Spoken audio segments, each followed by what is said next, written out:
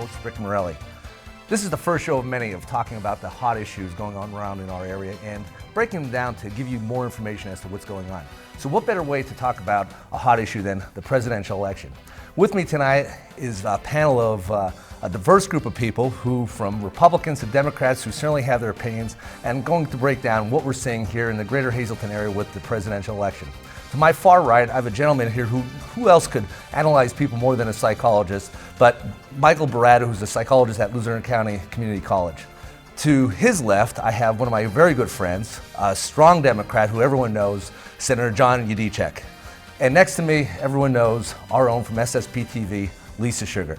Everyone, thanks for joining us here on the premiere show. Thank you very much. As I said, everyone's talking about this election, and whether you're Republican or Democrat, we're seeing things that we've probably never seen before, and it's creating a buzz. And every day between the elections, between the debates, something new is taking place. And so I'm just going to throw it to Mike yourself to start it out. What are you saying? You're a Democrat, a registered Democrat, but you're pretty much an independent from what you say. Yeah, I'm open to ideas. It doesn't matter what it looks like or where it's coming from. And the one thing that I'm trying to understand from, it's tough to not talk about this as the bigger issue, from the Republican side is to get that kind of unifying feeling from Trump.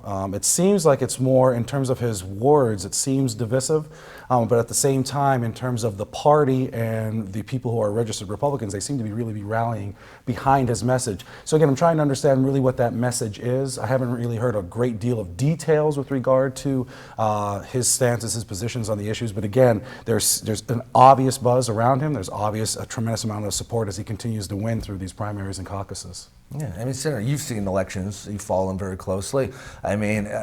Without being biased, and I presume you're with Hillary, and we could get into that later on, but what do you think on the Republican side? Well, just as a student of politics, looking at it as a political scientist, an academic exercise, I think you saw in 2008 Democrats had a transformational election where we have transcended the conventional kind of campaigns where President Obama was able to take the establishment candidate, get her off her axis, and through social media, connecting with young people, building new relationships. You're starting to see that transformational election happening on the Republican side this time, where the establishment candidates can't get traction. For me, if I was conventional wisdom in June, Jeb Bush with $150 million and a political infrastructure in the key states, and the legacy of his father and his brother, he should have been the front runner, and quickly was dispatched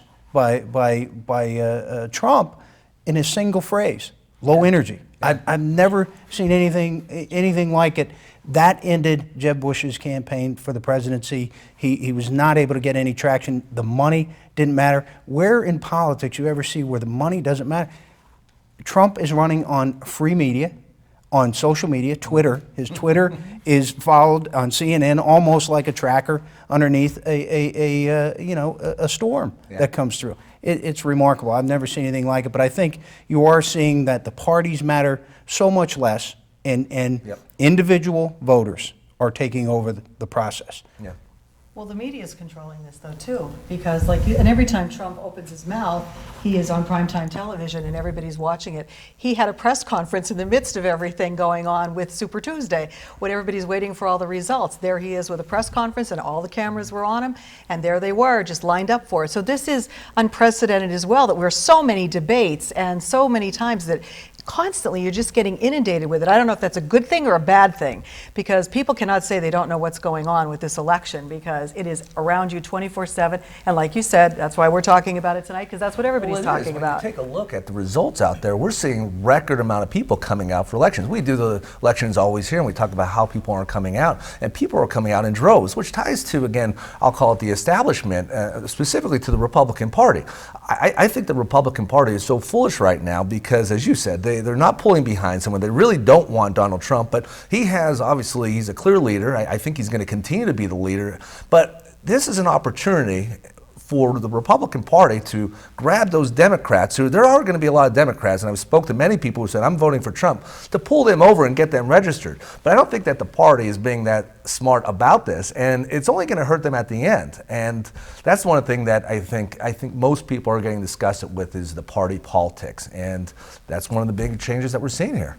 It is interesting as a Democrat to watch this unfold with the Republican Party, that through the Tea Party movement, really were able to take over the United States Congress and many state legislatures, where you have these firebrand Republicans represented now by Donald Trump, who may soon be their standard bearer, and they're saying, we don't want them. Well, that's been your base. That's what has created majorities for you in the United States Congress. But you're right about the numbers. There were some interesting, two interesting numbers that stuck out to me. In 2008, there was, in Super Tuesday, like 8.5 million Democrats voted, 5.5 million Republican. That's been inverted. This past Tuesday, Donald Trump and the Republican Party drove out 8.5 million voters and the Democrats. So there is an excitement, there is an interest, and it's drawing from the other number. 20,000 Democrats in Massachusetts switched their party to either Republican or independent. So there is something happening. It's much deeper than just the entertainment value. And you mentioned the media. I saw that Les Moonves, who's the CEO of CBS, said Trump is the best for business in terms of their business, ad dollars, ratings. There's an entertainment value that I haven't seen in a presidential election, I don't think, in my lifetime. I think the point that you made is a brilliant one, actually. This is where my confusion comes in with why it seems like the Republican establishment is having such a hard time getting behind Trump, because essentially this is what they have been saying to the public. The stances that he has, the positions that he has, now again, some of them are completely over the top, but I understand where he's coming from. They have been Republican stances. I mean, his views have been the Republican views. Now they actually have someone saying it out loud without really caring about the emotional impact of it and just basically saying, I'm going to build a wall, things like that. Again, not much detail behind it. I'm going to remove people from the country. These have been things that Republicans have been saying. Now you have a Republican who is saying it, and all of a sudden people are trying to distance themselves. This is confusing to me. Again, being on the outside of the Republican Party, obviously being a Democrat, but again, interesting nonetheless. Yeah. So, I mean, we're talking a lot about Trump and the Republicans, but there's another election over there, which are the Democrats. We got Hillary Clinton and Sanders, and that itself has been, I think a lot of people thought coming into it would have been a straightforward Hillary Clinton, and it will be. I think that's fair to say today. But he challenged her, and I'm a little bit surprised with the Democratic Party that with such an important election, they didn't have more candidates out there. We all know Hillary Clinton, we all know her background, but you would think that the party would have said, listen, let's put more people out there. I mean, why didn't that happen? I think there's a sense that she's earned it. She's earned her opportunity to run for the presidency. But there's a disconnect just on the Republican side in terms of the disconnect between the establishment and the folks that are coming out and voting for Donald Trump. The millennials, 18 to 35, Hillary was not able to connect in 2008. She's not able to connect today. Bernie Sanders is connecting with them on issues. I mean, income inequality. When you're a smart young adult graduating from college and you're looking at $60,000 to $150,000 in debt and no prospect of getting a good job, and you have to move back in with your parent, and the whole American dream that you've learned your whole life is not available to you, even though you've played by the rules and did everything right. So there's Bernie's been able to tap into that, and someone who's been on the national scene since the 90s, it just hasn't been able to connect, even though her policies, her ability, her talent, and I am supporting Hillary in the election. I think she's probably one of the most competent people to ever to run for the presidency. Not to mention, I have 5 sisters and 4 daughters. So I'm not even going to get into that argument. Not going to get into that argument. A reporter once asked me, do you really think a woman could be the leader of the free world? I said, a woman has always been the leader of my world. So I'm happy to be for Hillary. I think it's worth noting, though, too, in 2008, Hillary won Super Tuesday as well. So I don't know if I want to jump the gun yet and just say that Bernie Sanders has absolutely no chance. It certainly seems like it's going that way. He won 4 states. Right. So that's impressive. I think why though the national attention around the debates that might happen between Hillary and Senator Sanders is that they seem to be so focused on the issues. Nobody's telling somebody that they're sweating too much or that they're peeing their pants. So I think on the Republican side, and again, I understand everybody knows where I'm registered. I think it seems more of a circus. It seems a little lowbrow on the Republican side with regards to these debates, and then especially when your front runner hasn't really been forthcoming with regard to details. Whereas when you watch a debate between Hillary and Bernie Sanders, you get deep into the policies, and again, that might be a turnoff for some. And I think that's essentially one of the bigger issues with public discourse is we've spent a lot of time on the peripheral, a lot of time on the surface, and people don't want to take that extra step to get educated on the depth of the issue. And I agree with that. I've been for Donald Trump, and I'm for him now. And I think I'm like a lot of other people. I think he's saying the things that a lot of people want to say.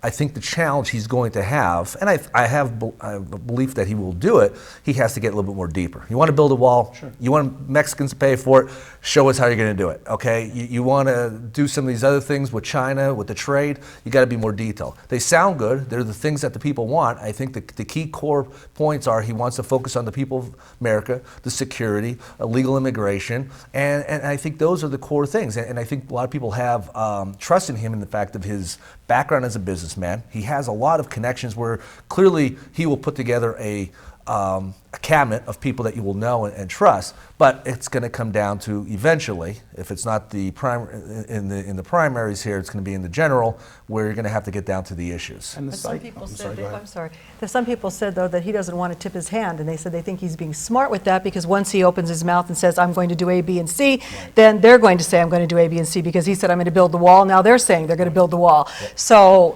maybe he is trying to keep it under wraps yet until. Well, I think that's also part of process. I mean, when you have 17 candidates on the stage, you don't get into the details. Right. It's very difficult. So just the process, having so many candidates, I can't recall that many candidates, and being on a national stage with that many, it makes it very difficult to get in depth. I think the process of the Republican primary, and that's the benefit the Democrats have had with 3 candidates and then down the 2, you can get into the issues a little deeper. So they know what they're doing.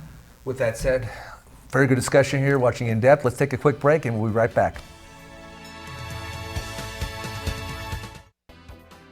Welcome back to In Depth. We're here talking about the presidential election. And continuing our conversation, one of the things a lot of people are talking about is Pennsylvania. We're so late in the primary and people are asking what kind of effect, what kind of a voice is Pennsylvania going to have by the time it gets here? Senator, what are your thoughts on that? There's always been a conversation about moving up the primary. The primary is moved up to April 26th, where it's traditionally in May. However, usually the contest on both sides is decided. I think the Democratic contest will be decided. The Republican may not. March 15th will be an important day in terms of Ohio and Florida being both winner-take-all states, and whether or not Trump would get a decisive victory in one of those, and then it is likely going to be over. So we may be in play for the Republican side. Lisa, I mean, you talk to people out there with the news, and I think it's fair to say in Pennsylvania, without question, Hillary Clinton will clean up, especially up in here with her family being scrambled. But on the Republican side, what do you think? What have you been hearing? I've been talking to a lot of people, and so many people have told me, I'm voting for Trump, I'm voting for Trump. Now, there are some people who said, I will never, ever, place a vote for Trump. I don't care who it is, that they would rather vote Democratic than vote for Trump. But so many people that I have talked to personally, and that I know, and friends and relatives and that, they all said they're voting for Trump. And I think he's going to have a strong showing in Pennsylvania, I really do.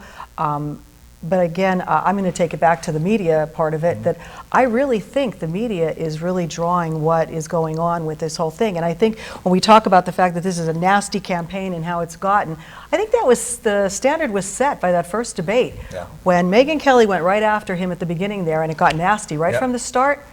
I think that set a precedent. That kind of let all the rules go out the wayside there with that, and now we're seeing the fruits of that everybody's kind of attacking one another now. And do people want to see that? I mean, people say they don't want to see that they don't want to vote for someone who is going to be nasty, yet he's the Teflon Don there, that he can say it and he gets away with it. People thought that he's been going to be knocked down many times, but somehow he says something and he really hasn't. But again, to your point, the media has changed so much over the years. And we look at the channels. You got Fox, CNBC, CNN, you got Republican, you got one kind of somewhere in the middle, and you have one to the far left. I mean, Mike, how do you analyze that? This is something that I enjoy teaching in my class. And there's a term, and not to get all psych geeky, but there's a term called confirmation bias, where essentially you seek out sources of information that already support your knowledge base, your positions. And I think that's what we see with media. Now, something to even back up even further is, 6 corporations own all of the media. Yeah. So at the end of the day, to not think that there is a particular type of message that is being driven,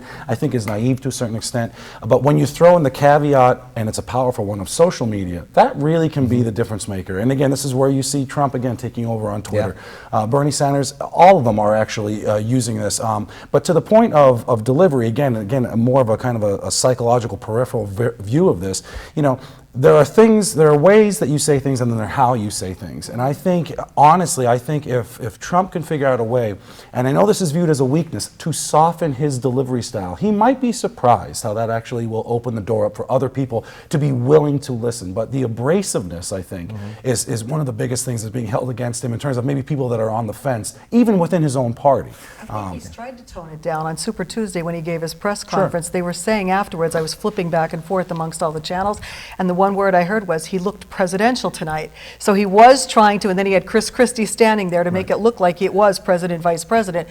I think he's getting that message, and he is trying to tone it down. But they're all going to try to stir that up again, because they know once they do. And that's why I think it's interesting to see what happens with this debate. I think if this debate can be really focused in on the issues and details about what each candidate wants to do and how they're going to do it, that might make a big difference. But if it just turns into, again, another shouting match where people are hurling insults at each other, I don't think that helps the unifying approach that everybody's talking about in the Republican Party. I mean, and Donald being able to step outside of that traditional media box. Yeah. I mean, if you're running in a Republican primary, you need to be the darling of Rush Limbaugh on the radio and Fox News. Sure. Yep. He's taken both of them on. Right. Not to show up. I've never can recall where a major presidential candidate didn't show up for a debate because he didn't like who the moderator was, and got higher ratings in the event he had for the veterans in Iowa. I've never seen anything like it, but I do think you're starting to see an evolution. It's hard to be that abrasive character when it's one-on-one or 3 people on stage, and I think that's where Trump or Rubio and Cruz have made the mistake, particularly Rubio in these last few days, where Donald Trump had to be that loud, abrasive person to be the person to stand outside of 17 people. Right. Well, now it's out of context for Rubio. It's out of character, and so folks are turned off. And now you're starting to see Trump become the temperamental business guy, and so it is a fascinating thing to watch. You mentioned, and before we segue to more of a local level, but you mentioned about Christie. We all saw Christie standing behind Trump the other night, and I'm sure everyone picked up on it. And question is that a hint as to his vice president, or maybe just a test to see if people will like him? I kind of like Kasich from Ohio. I think Ohio, as you know, is a very important state, and I think that having him would be a very good candidate. But I mean, what do you think about Christie? What's interesting about that is, if you look at before Christie dropped out, and even just before years ago, 2 years ago, Christie was the abrasive one. Yeah. He was the one telling people to sit down and shut up. Yeah. So it almost seems like you've actually got alpha squared now with Trump and Christie as a possibility. So who knows? They've also, I've heard vice president, also heard possibly attorney general.